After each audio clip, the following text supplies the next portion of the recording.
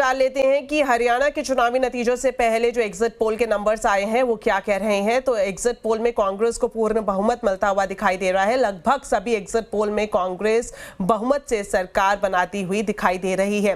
ध्रुव research के exit poll में कांग्रेस को 50 से 64 सीटें मिल रही हैं, जबकि Republic Bharat matrix exit poll में कांग्रेस को 55 से 62 सीटें मिल रही हैं।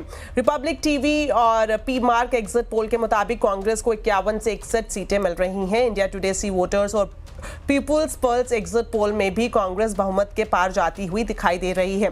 एग्जिट पोल्स में बीजेपी को करारी हार का सामना करना पड़ रहा है। इस तरह के नंबर सामने आए हैं, जबकि जेजेपी की हालत भी खराब दिखाई दे रही है।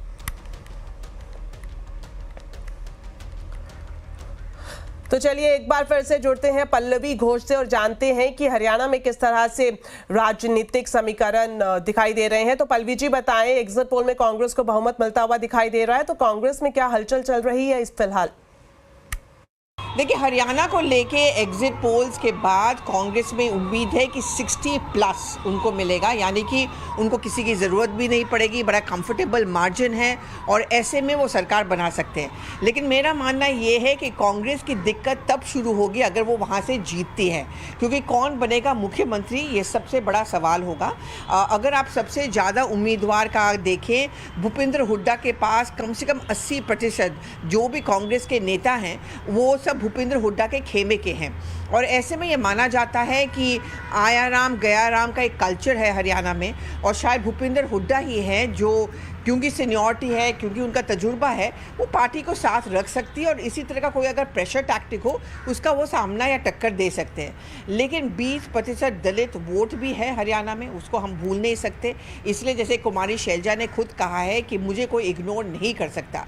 तो अगर वो मुख्यमंत्री नहीं बनती है तो क्या वो उप मुख्यमंत्री बनना चाहेंगी दिल्ली छोड़ के, या वो चाहेंगी कि पोर्टफोलियो ज़्यादा से ज़्यादा उन्हीं के खेमे के लोगों को मिले। लेकिन साथ ही साथ ये भी है कि अशोक तंवर भी हैं, उनको हाल ही में कांग्रेस पार्टी में शामिल किया गया था। क्या डील था, क्या डिसाइड किया गया था, ये भी बहुत बड़ी बात होगी।